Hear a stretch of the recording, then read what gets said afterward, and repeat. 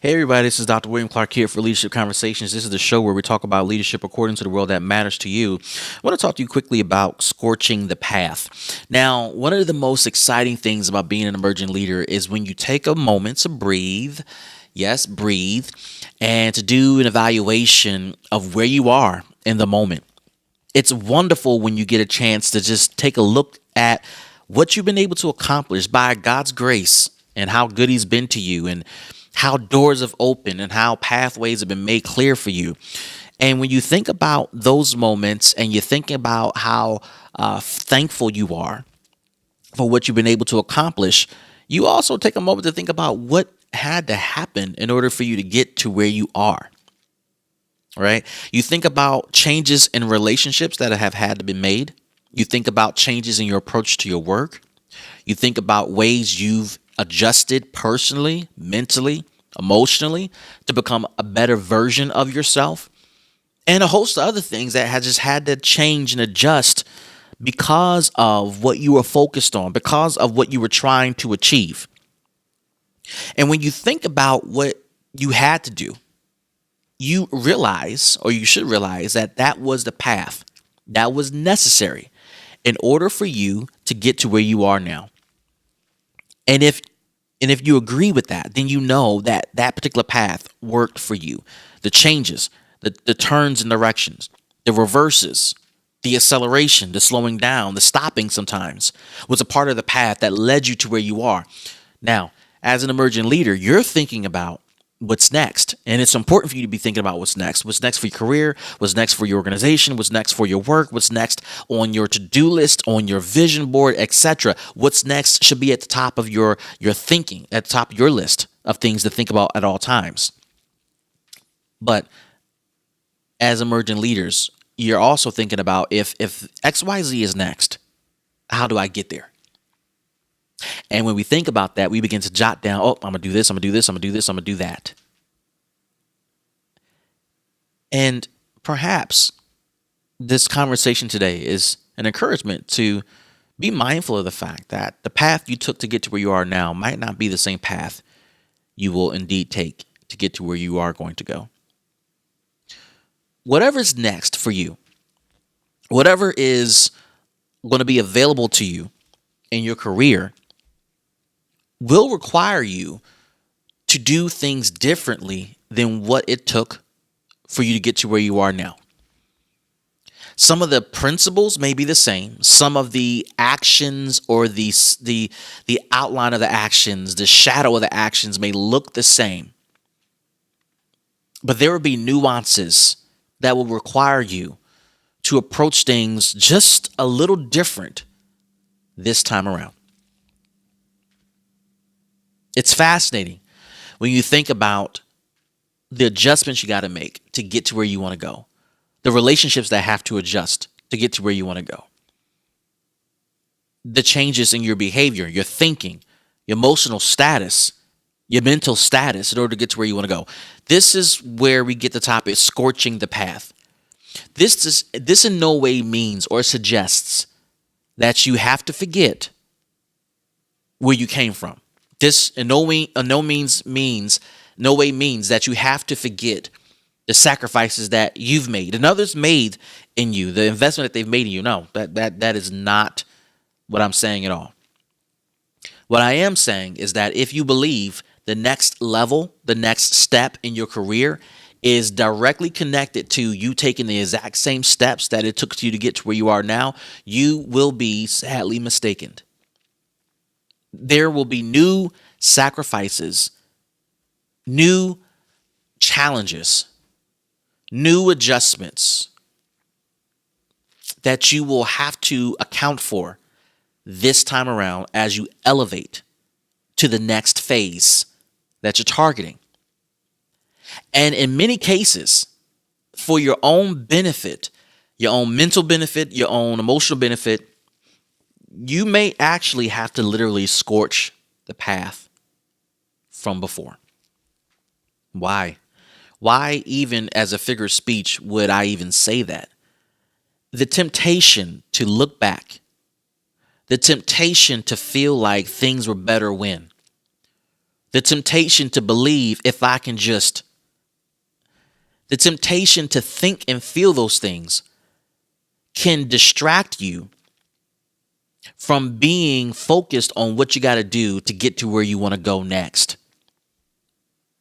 What it took several months ago may not even be relevant anymore. What it took a couple years ago may not even be relevant anymore. Things have changed. People have changed. The landscape that you're playing on or you're working on or you're involved in has changed. Some say the more things change, the more things stay the same. There is truth to that. But the more things stay the same, the more things change as well. I say that because in order for things to stay the same, people go through all types of adjustments and maneuvers to get back to square one. And while they're maneuvering and adjusting and introducing things that seem to be very new to the landscape, you still have to respond to those changes. You still have to respond to the nuance that's being introduced along the new path that you're taking. And this may suggest that what you knew before, what you understood before, is no longer relevant information. Although the destination will get you back to square one, it's the path that's different. And as an emerging leader, you gotta keep focused on the big picture here. Your future depends upon it. Your growth depends upon it. Your organization depends upon it. Your progress depends upon it.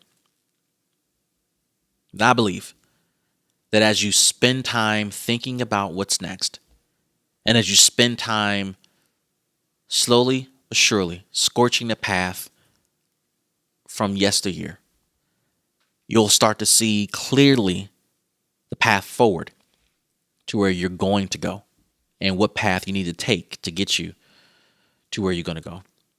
This is Dr. William Clark here for Leadership Conversations. We'll see you in the next show.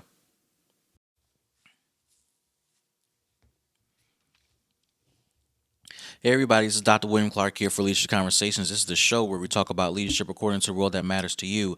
I wanted to come on real quick and talk about a couple of ways to immediately earn the respect of those that you lead. Now, I was reading an article by Lucas Miller, and he wrote this particular article about ways to earn respect of those you lead, and this is for Entrepreneur Magazine. And when I read these points, I thought, man, these are really on point, and I thought I would share them with you. And he lists about 5 things here that I want to go over really, really quickly. And some of these will sound really, really familiar to you because we've been having this conversation about ways to strengthen our leadership. So let me just jump in really quick about what Lucas talks about. The first thing he mentions is to be passionate about your vision. Now, as a leader, we're constantly setting the tone for the leadership within our organizations. We are the cultural trendsetters in our organization. Further, beyond being cultural trendsetters and curators of culture, we are the ones who are pushing a particular vision, an outcome that we believe is achievable as a result of us working together, as a result of our work being produced at a high rate of efficiency and effectiveness, and as a result of our work making a strong connection with our customers. Now, when you start to sell that vision, in the early stages, you will notice that people may not be as supportive of that particular vision for a number of reasons. It really doesn't matter why they're not supportive for the purposes of this conversation, but just know that people may not be supportive of your vision. But you, my friend, have to be on top of ensuring that your vision is being told, is being shared, and ultimately the consistency with which you share your vision, the consistency with which you talk about your vision, the consistency with which you execute on that vision shows the passion that you have for what you believe in. The moment you stop showing passion, the moment you stop showing excitement, the moment you stop being consistent about the vision that you have for your organization or your team, is the moment people stop performing and behaving in connection to that particular vision. All right. The second thing Lucas talks about is having a servant attitude as a leader. Now, there is a theory called servant leadership, and certainly servant leadership theory is something that should be a part of what we espouse as leaders, what we pursue as leaders. Ideally, as a servant leader, you view your role not as someone who is in charge of everyone. You don't view your role as someone who controls everything, who tells people what to do. A servant leader sees their role as someone who is there to meet the needs of the team. Okay. Now, one of my favorite ways of expressing servant leadership is what Jesus Christ taught. Jesus taught his disciples that if there's someone who's great among you, someone who is considered the chief or the leader among you, he is a slave or a servant to everyone. A leader serves the needs of the entire organization. While the leader is out front, the leader is the visible individual in most cases. That leader represents the hundreds or the tens or the hundreds or the thousands of people that work behind the scene. These people in your organization rely upon you to represent them in everything that you do. This is why with publicly traded companies, when a CEO misrepresents the organization, its values, the board, then the team members, stock prices plummet because if that representation is true externally, people are going to assume internally you behave the same way, and that means that that organization might not be viable. Okay, so as a servant leader, you are the one who serves the most people, and you are a slave in a sense to your organization. Don't think of it as a negative thing. Think of it as I am here to ensure that you're able to do your best work possible. What can I do? How can I help? Here's the third thing Lucas talks about in terms of earning the respect of those that you're leading. Be open to change. As leaders, you're going to come into an organization, into a team with a set strategy that you believe is going to work to get the job done. And you've likely developed that strategy as a result of your years of experience, as a result of things you've been through, things you've accomplished, things that you failed at, things you observed, things that you studied. For whatever reason, you're going to have your way of doing things. And that makes complete sense. Don't get me wrong. You should have a strategy.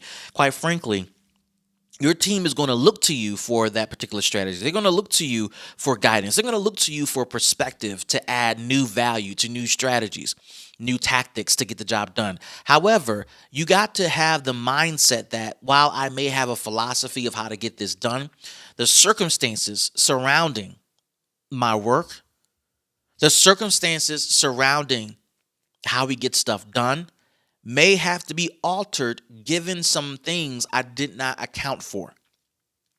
While you have a strategy to get from point A to point B, developing that strategy may not have accounted for changes in the market, changes amongst your staff, changes in the economy, changes in customers, changes in the internal structure, etc. Those things are things you may not be able to forecast.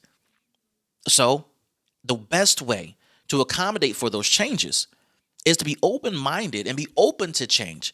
Be open to altering your strategy. Be open to readjusting your philosophy, your approach, your plans. You'll see the benefit of that because you as a team lead, as a leader, as the executive, you're viewed as nimble. But you also, by way of being open-minded, you're giving your staff permission to be equally open-minded about ways to do things better and differently. And that permission can change the culture of your organization tremendously. Lucas goes on with number 4 and says, take responsibility. At the end of the day, as the leader, you're responsible for what gets done or what doesn't get done in your organization. You can try to blame so-and-so for not following through or not doing X, Y, and Z. You can try that. But the truth is, as the leader, the buck does stop with you. The buck does end with you. It ends with your decision-making, what you allow. Even if you claim you didn't know that this was going to happen or that you didn't know they were going to do this, it ultimately stops and ends with you, friend. So you have to own everything that comes with being a leader. Some things that you'll be working on, you will have no idea that this was going to happen. This was going to unfold. They were going to make that decision. I did not sanction that decision to be made. And at the end of the day, you're still responsible. You're responsible for what happens, and that's unfortunate. But you're also the one that gets the glory and the praise and the accolades when things go right, and you had nothing to do with it. Just because you hired the team, just because you're the one that put the team in place, you want to get the credit, but you don't want to get the blame when you put that same team in place and they make a mistake. You got to own everything. And here's the last thing Lucas shares, and this is so true for so many leaders, and that is respect is earned. You do not get respect because of your title. You do not get respect because of your position or how much you know or what you've been through. You get respect because you've earned it. You earn respect through consistency, through outcomes, through performance. Now, you would think that I'm sharing these things to earn respect from those that oversee you. Perhaps you have a board or perhaps you have a CEO over you. No, you got to earn respect of your team just as much as you got to earn respect of those above you. Think about relationships as a compass. You have northern relationships, those who supervise you. You have east and west relationships, those that you consider peers. And you have southern relationships, those that report to you. You have to earn respect from everyone on that compass point, especially those that you lead. If you want them to follow you to the moon and back, you got to give them a good reason to do that. And I think that as you work hard on earning that respect, you'll find that your team will give you that respect and much more than you've ever expected or anticipated. So I hope this is helpful for you leaders who are looking to earn respect and you're trying to figure out how to transition in your role as a new leader, especially if you're managing and leading those that you used to work with. These are some good tactics. I hope you find this helpful. This is Dr. William Clark for Leadership Conversations, and we'll see you in the next show. Everybody, this is Dr. William Clark here for Leadership Conversations. This is the show where we talk about leadership according to the world that matters to you. I wanted to take a few moments to spend with you to talk about a couple of unproductive habits you're going to want to quit as you're continuously developing your leadership. Now, this article was written by Darius Forwa, and I hope I'm saying that right, Darius, but thank you for this article. And he wrote it for theladders.com, and I thought he shared some really interesting thoughts here that I wanted to add some commentary to, particularly as you continue to strengthen your leadership and develop your leadership for ongoing development. Now, Darius identified 11 things here, and he went in on it. But let me just cover a few things that I think are really going to be important for you as you think about ways to strengthen your leadership and to make a difference in your leadership. So let's just cover a few, and perhaps we'll make this a series, right? As we've done with others, other topics that were written by other folks. So here's the first thing. One of the things you want to do to make sure you want to be more productive is overworking. Now, this is an interesting thought Darius introduces because you would think that overworking is something that every leader should want of themselves and the people on their team. Actually, what you need to consider when you think about overworking is, am I overworking in something that is not relevant to the work that I'm engaged in? Some people are guilty of doing a whole lot of work that is not even relevant to the work, not even close to helping the work, not close to advancing the work. And ultimately, they do a lot of busy work. And I'm sure you know people like that. Perhaps you're one of those type of people who just engages in busy work. And quite frankly, busy work makes you look busy. It makes you look like you're doing something, but in fact, you're really not doing anything productive. And unfortunately, in some organizations, it is preferred that you look busy above you being highly productive. And from a leadership standpoint, I got to tell you that people who look busy always they raise my antennas because you wonder what they're doing when you're not there, but they're always busy when you're around. And when you look at their work products, when you look at their output or their data or any of the work that they are working on, there's a disconnect between the amount of busyness that they're engaged in and the quality and quantity of their work. So from a leader, from an emergent standpoint perspective, you want to get away from looking busy and overworking in things that are irrelevant and start working smarter and more efficiently on things that are relevant to the work that you're engaged in. Okay, so the next thing he writes is stop worrying because worrying is is so unproductive. People worry for a bunch of reasons and they have different rationales for worrying, and it can be for whatever reason, right? But when you're leading a team, when you're trying to make a difference in the life of your customer, you're trying to make a difference in the work life of your staff.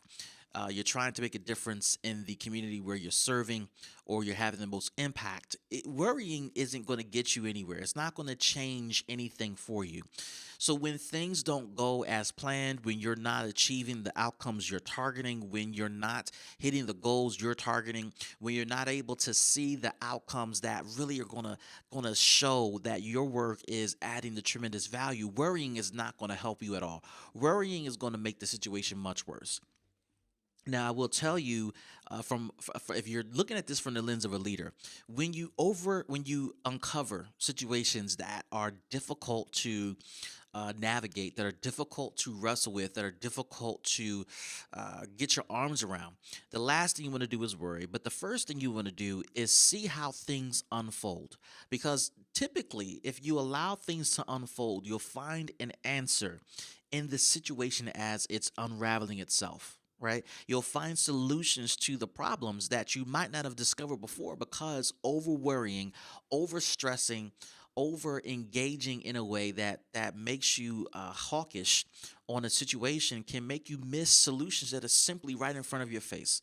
And I'm going to challenge you as a leader, particularly as an emerging leader, to start to look at opportunities for you to worry less and think more and observe more. The more you're able to observe, the more you're able to look at how things are happening and unfolding, the less you'll see yourself worrying about situations, and the more you'll allow yourself to think things through, to evaluate circumstances as they are unfolding in front of you, and to give your team the breathing room they need to figure out how to fix the situation too.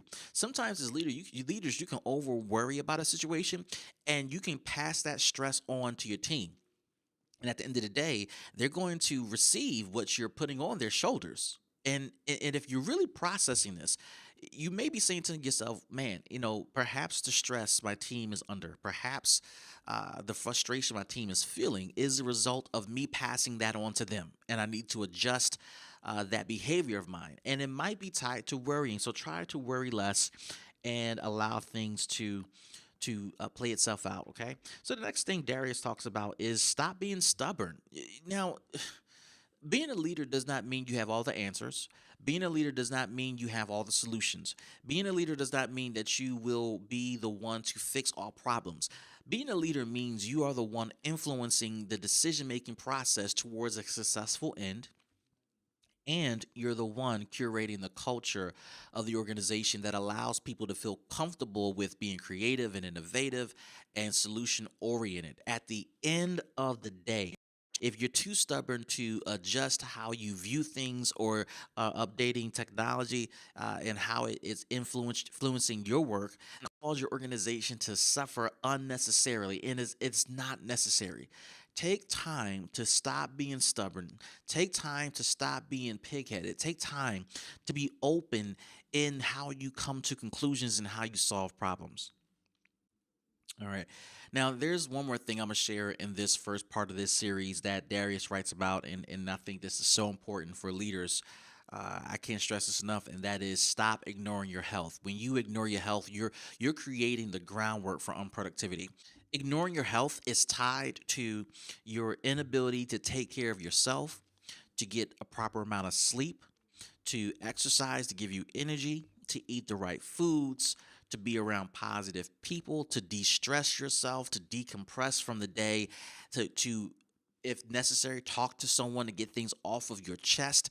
If you aren't taking care of self, you are no good to your team. At the end of the day, you're only as good as your health, and your team is only as good as you are. And if there's gaps in your health, if there's gaps in your ability to deliver and to provide value and to contribute to the team, if there's gaps in that, you're putting your work, your team, your organization, your stakeholders, your customers at risk.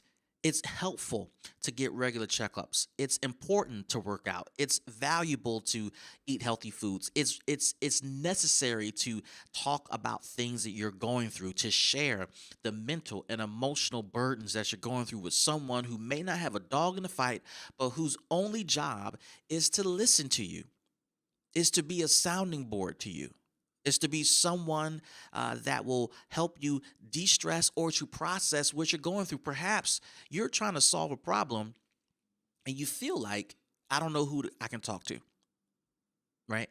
And if you feel that way, this is when you have an advisor, a mentor, maybe a counselor, therapist that can help you untangle those thoughts so that you can have an opportunity to solve these problems, or if not solve the problems, come to a conclusion that, man, maybe it's not as bad as I think it is, or I need to think about it differently, or I need to adjust my approach to my work. You got to take care of yourself, folks. I can't say that enough. And you got to steal moments away to take care of you. Even if it's a 5-minute meditation break throughout the day, a coffee break, a walking break, a workout break. Perhaps you're the type of person that needs to work out in the beginning, early in the morning.